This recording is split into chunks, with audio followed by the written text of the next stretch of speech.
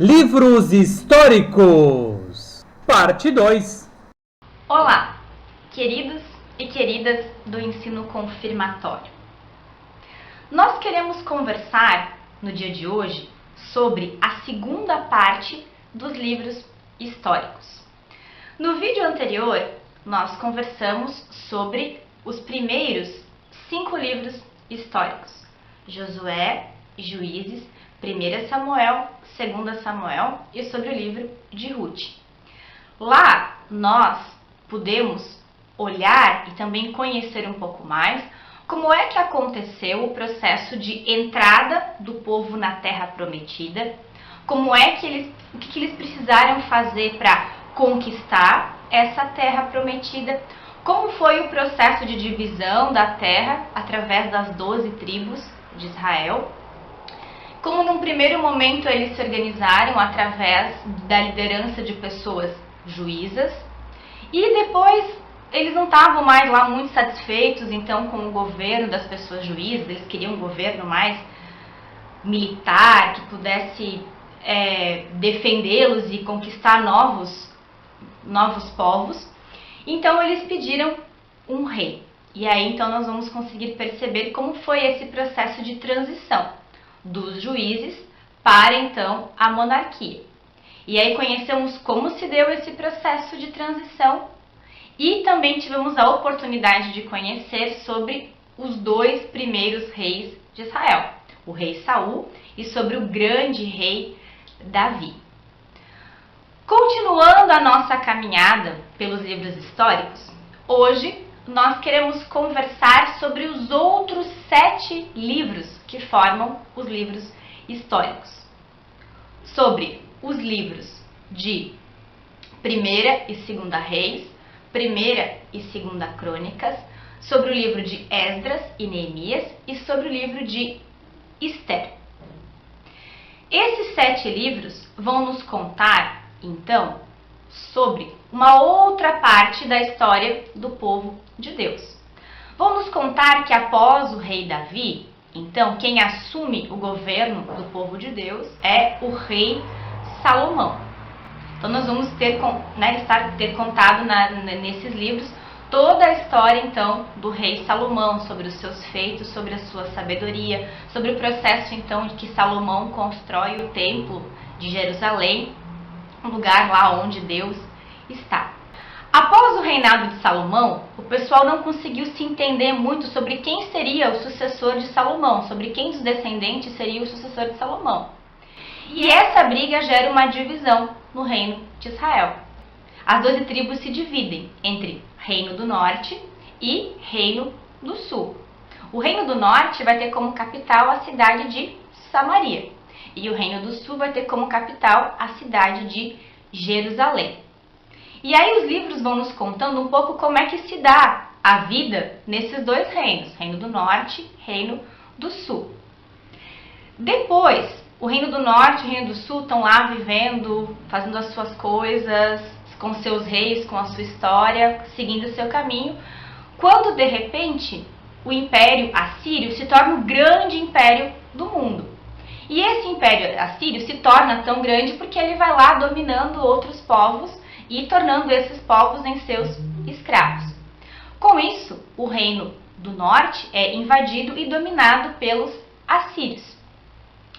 Mais adiante, o Império Assírio cai e quem passa a dominar é então o Império Babilônico.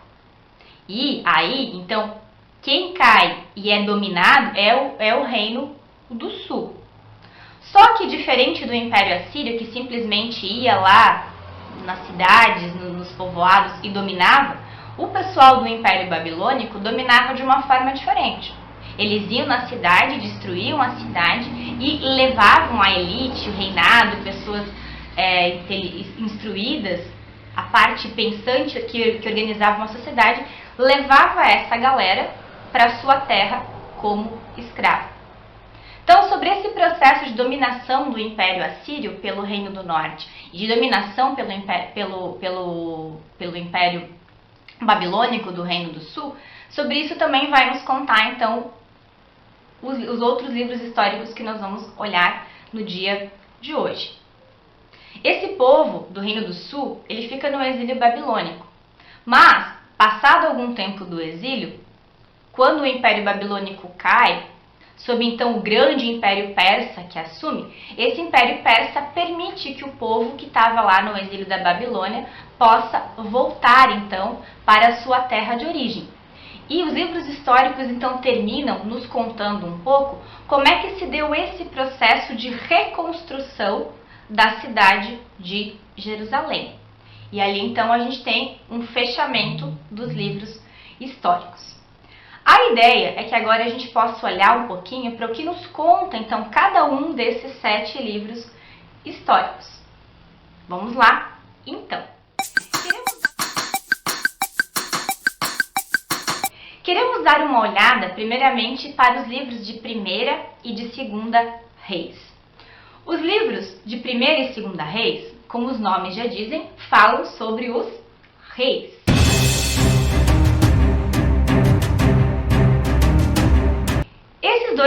Esses dois livros vão nos contar então sobre o reinado de Salomão, sobre então o seu processo de como Salomão era um rei sábio, como ele pediu sabedoria a Deus, sobre o processo de construção do templo. Também vai nos contar um pouco de quando Salomão pisa na bola e se desvia de Deus e precisa levar um puxãozinho de orelha lá dos profetas. Vai nos contar também sobre como acontece então a briga entre os herdeiros de Salomão, e aí então o reino é dividido entre Reino do Norte e entre Reino do Sul.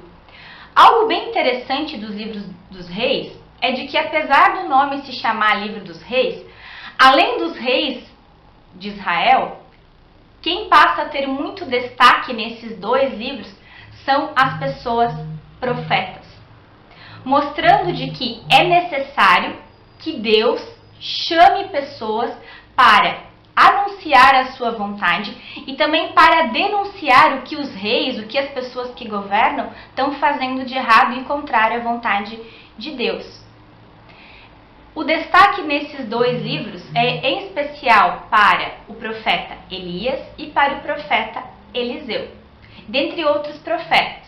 Vale aqui também falar da profetisa Hulda, que é consultada por Josias para que ela reafirme se o material que ele encontrou, de fato, justifica ou não a reforma que ele quer fazer.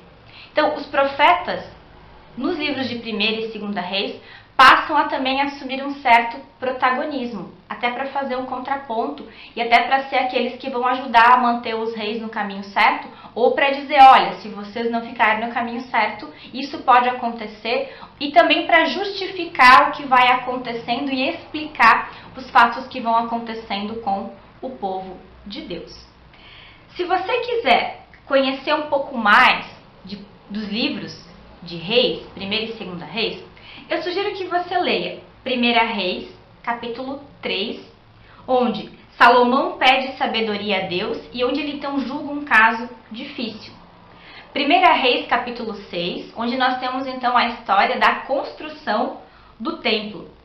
1ª Reis, capítulo 12, onde nós então temos contada a revolta do pessoal do Reino do Norte, que acaba então ficando chateado e como acontece essa divisão entre Reino do Norte e Reino do Sul. Para conhecer um pouquinho mais sobre os profetas, sugiro que você leia 1ª Reis 17, que vai nos contar então um pouco sobre o profeta Elias e também sobre um caso bem legal dele com a viúva de Sarepta, e também 1ª Reis 19, que vai nos contar então sobre o chamado do profeta Eliseu. Você também pode ler 2ª Reis capítulo 5, que vai nos contar então a história da cura de Naamã, da qual então Eliseu é o intermediário dessa cura. 2ª Reis 17, os assírios dominam o Reino do Norte. 2ª Reis 22, então a reforma de Josias, e vai nos contar então do caso da profetisa Hulda. E 2ª Reis 25, quando os babilônios conquistam então Jerusalém e como se dá então o exílio babilônico.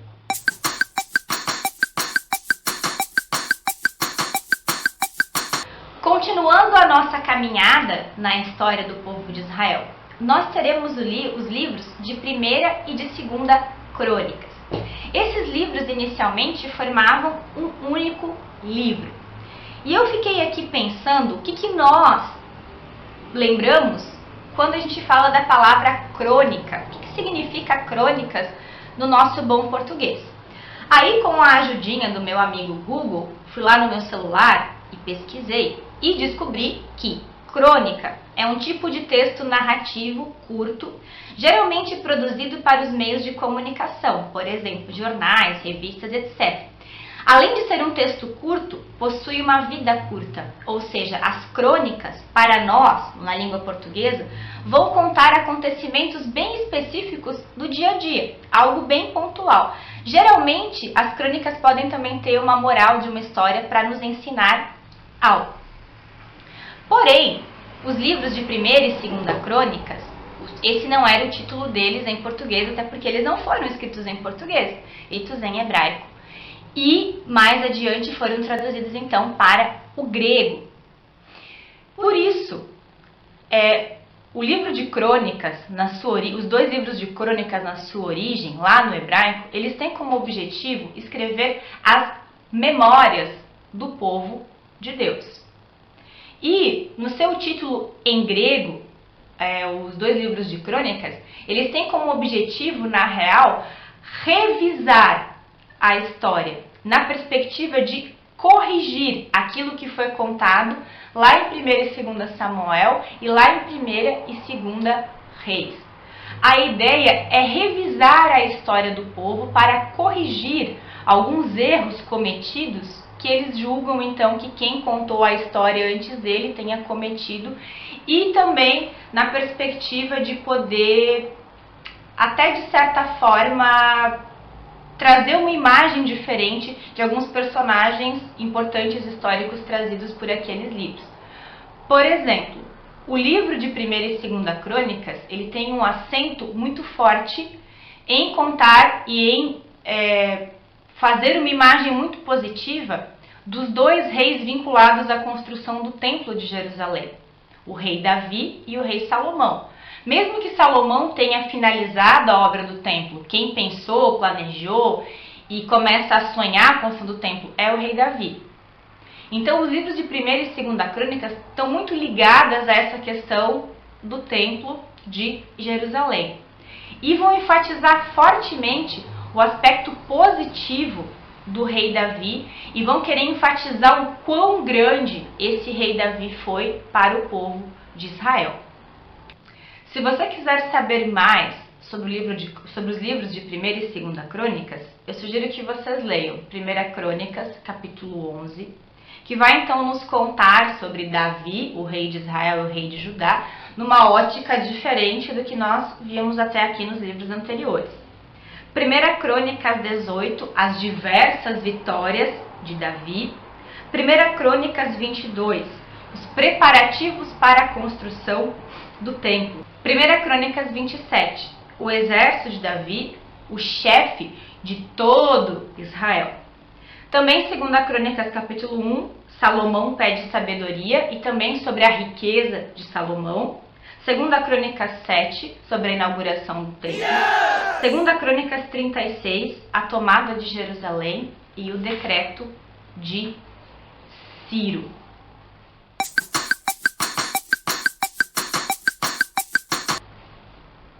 Então, agora que nós tivemos a oportunidade de ter olhares diferentes sobre essa história do período do reinado em Israel e depois do período do reinado no Reino do Sul e no Reino do Sul e do Reino do Norte, nós agora vamos de fato poder caminhar adiante na história do povo. E ali nós temos então os livros de Esdras e Neemias. Também Esdras e Neemias eram inicialmente um único livro. Esdras e Neemias são a única fonte bíblica que nós temos sobre o processo de retorno daquele povo que estava no exílio babilônico. Esdras e Neemias vão nos contar um pouco como é que se deu esse processo de retorno do pessoal da Babilônia para Jerusalém, como é que se deu o processo então de reconstrução da cidade e do templo e como é que esse povo se reorganizou após todo o processo de destruição e de desolação. Afinal, eles voltaram para uma terra que estava totalmente destruída e agora eles precisavam reconstruir, refazer, a partir da experiência do exílio e também agora poder estarem na sua terra novamente. Inclusive, muitos daqueles que vieram do exílio nasceram no próprio exílio, então eles não tinham também uma experiência com aquela terra. Então, também estavam saindo da sua terra de origem para a terra dos seus pais e das suas mães. É importante a gente também saber de quem eram Esdras e Neemias. Esdras, então, ele era um sacerdote que foi enviado para Jerusalém para que nesse processo de reorganização as pessoas tivessem o seu foco e como sua bússola a lei de Deus. Neemias, ele era um copeiro do rei Xerxes e ele foi enviado então para Jerusalém como um governador, com o objetivo de ajudar o povo a construir muralhas que fossem defender então a cidade de Jerusalém de ataques inimigos. Que isso acontecia, né? O império se tornava grande e poderoso através de invasões de outros povos. Então também que agora essa Jerusalém não fosse de novo atacada, destruída e que esse povo de novo voltasse então aí a ser levado para um outro lugar. Então Neemias vem para governar, para ser aquele que vai orientar, mas também vai ser aquele que vai fazer um pouco o papel do rei de defender então a cidade de Jerusalém de ataques inimigos. Para você saber um pouquinho mais então de Esdras e Neemias, sugiro que você leia Esdras capítulo 1 e capítulo 2. Que vai nos contar então sobre o edito de Ciro e o retorno de Jerusalém. Então, o retorno a Jerusalém. Esdras, do capítulo 3, versículo 7 até o capítulo 6 a 18, nós vamos ter toda a história de como ocorreu a reconstrução e a inauguração então do novo templo de Jerusalém. Esdras capítulo 7 vai nos contar então sobre a chegada de Esdras em Jerusalém. Esdras capítulo 9 vai nos contar então um pouco sobre a oração de Esdras. E seguindo um pouco, para nós sabermos mais então sobre Neemias, convido que você leia Neemias capítulo 1 e 2, que vai nos contar um pouco da história de Neemias e também por que ele foi enviado para Jerusalém. Neemias capítulo 3, então sobre a reconstrução das muralhas da cidade de Jerusalém. Neemias capítulo 8, onde Esdras lê o livro da lei para o povo. Neemias capítulo 12, dos versículos 22 até o 43, onde a gente vai ter então a história da inauguração das muralhas. E Neemias capítulo 13, onde nós teremos então a reforma de Neemias.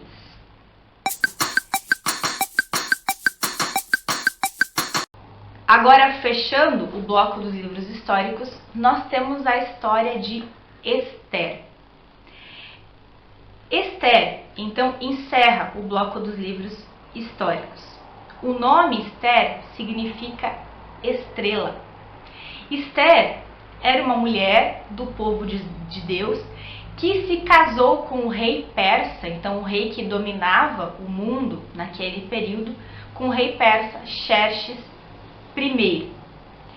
E Ester é conhecida como uma heroína do povo de Deus, porque ela, juntamente com o seu tutor Mordecai, ela salva o povo judeu da morte. Ela constrói todo um plano muito bem amarrado com Mordecai para salvar então os judeus da morte. E por isso o livro de Ester, ele é um dos livros lidos nas festas judaicas, em especial então na festa de Purim. A festa de Purim é justamente o momento onde o povo lembra de que eles deveriam ter passado por um momento de morte, mas eles experimentam a salvação de Deus. O livro de Ester tem como objetivo mostrar o quanto o povo de Deus, o povo judeu, então, era perseguido pelos outros povos e o quanto então esse povo necessitava da salvação.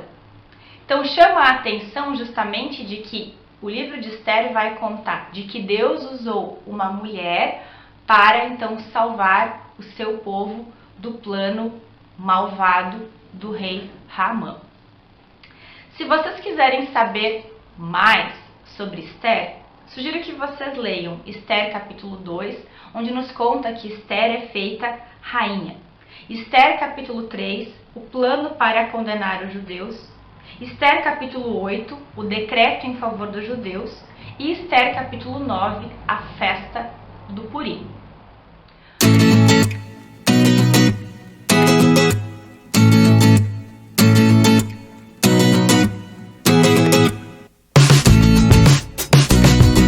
Com o livro de Esther, então, nós encerramos os nossos livros históricos. E agora nós já conseguimos fazer, então, a nossa tarefa para a próxima semana, para o dia 25 de abril até, então, o dia 2 de maio. A tarefa dessa semana, ela é a mesma, então, da semana que passou.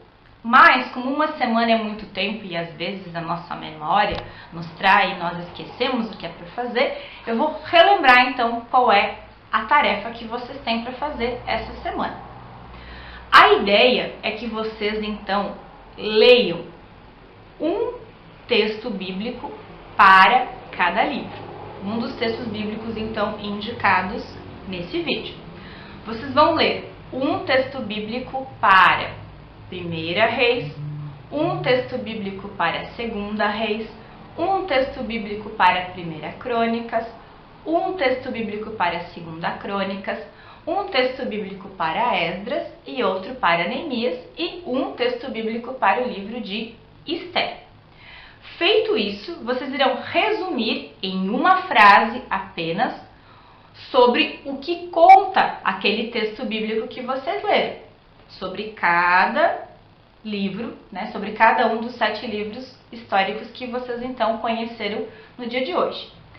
Depois desse resumo em uma frase, vocês irão escrever qual é ou quais são os personagens principais que aparecem em cada um dos textos bíblicos que vocês leram.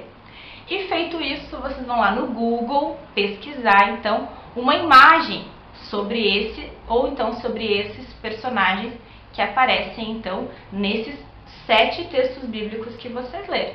Então, sobre cada um desses 7 livros históricos que nós conversamos hoje. Espero que vocês então possam, através desse vídeo, se inspirar e também ter bastante curiosidade para ler os textos bíblicos e também para fazer a tarefa proposta. Um grande e carinhoso beijo, cheio de saudade de vocês, da pastora Pamela. Até o próximo vídeo.